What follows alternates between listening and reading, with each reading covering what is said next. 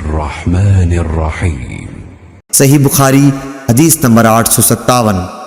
غندر نے بیان کیا، ان سے شعبہ نے بیان کیا، انہوں نے سلیمان شیبانی سے سنا، انہوں نے شعبی سے، انہوں نے بیان کیا کہ مجھے ایک ایسے شخص نے خبر دی جو ایک مرتبہ نبی کریم صلی اللہ علیہ وسلم کے ساتھ ایک اکیلی الگ تھلگ ٹوٹی ہوئی قبر پر سے گزر رہے تھے۔ وہاں حضرت صلی اللہ علیہ وسلم نے نماز پڑھائی اور لوگ آپ صلی اللہ علیہ وسلم کے پیچھے صف باندھے ہوئے تھے۔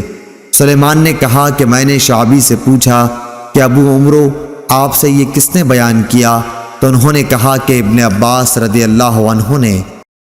اللهم صل على محمد وعلى آل محمد كما صليت على إبراهيم وعلى آل إبراهيم إنك حميد مجيد اللهم بارك على محمد وعلى آل محمد كما باركت على إبراهيم